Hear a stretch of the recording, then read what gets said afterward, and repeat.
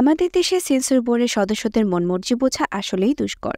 কারণ অনেক সময়ই অজ্ঞাত নানা কারণে এমন এমন সিনেমা সেন্সর থেকে আটকে দেওয়া হয় যেগুলোতে আদতে আটকানোর মতো কোনো কিছুই নেই। সিনেমা সমাজের প্রতীক ছবি, এই লাইনটা একটা সময় প্রবাদ হিসেবে ব্যবহার করা হলেও সোনালী দিনের সাথে সাথে এটি হারিয়ে গেছে অজান্তেই। শূন্য দশকে অশ্লীল কাটপিস থাকায় সিনেমার অবাধ মুক্তির কথা বাদ দিলেও এই আধুনিক সময়ে এসে কেন বাস্তব ঘটনার আলোকে নির্মিত সিনেমা মুক্তিতে বাধা আসবে, সেটার উত্তর কে দিবে কে জানে। বিশেষ করে কিছু সিনেমাতে রাষ্ট্রের বিরুদ্ধে যেয়ে বা সমাজে বিরূপ প্রভাব পড়তে পারে এমন কোনো কিছুর উপস্থিতি না থাকলে মিলছে না সেন্সর। এর লিস্টে 4টি আলোচিত সিনেমা হচ্ছে মোস্তফা সরোয়ার ফারুকীর শনিবার বিকেল, কামার আহমদ সাইমনের অন্যদিন, সাজ্জাদ খানের কাঠগোলাপ এবং সম্প্রতি সেন্সরের কাছিতে আটকে পড়া রায়হান রাফির অমীমাংসিত। মোস্তফা সরোয়ার ফারুকীর শনিবার বিকেল নির্মাণ করা হয়েছিল ঢাকায় ঘটা হোলি আর্টিজান ঘটনাকে কেন্দ্র করে।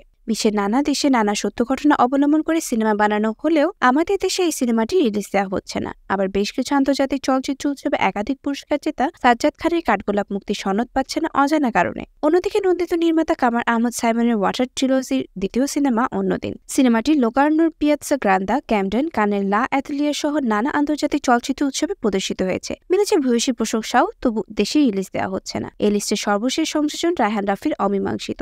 ধারণা করা হচ্ছে সাংবাদিক দম্পতি সাগর রুনির হত্যাকাণ্ডের বিভৎসতা নিয়ে এই ওয়েব ফিকশন, তাই দেশীয় ওটিটি প্ল্যাটফর্মে রিলিজ ডেট ঘোষণার পরে এই ওয়েব ফিকশন প্রদর্শনে অযোগ্য বলে সেন্সর থেকে আপত্তির কারণে রিলিজ দেওয়া হয়নি। পরিশেষে এই 2024 সালে এসে সিনেমার কন্টেন্ট নিয়ে যদি এভাবে গল্পকার বা নির্মাতাদের আটকে থাকতে হয়, তাহলে সময়ের দাবি বলি বা দর্শকদের বদলে যাওয়া রুচির সাথে তাল মিলিয়ে বিশ্ব সিনেমার সাথে এগিয়ে যাওয়া কঠিন হয়ে যাবে আমাদের জন্য।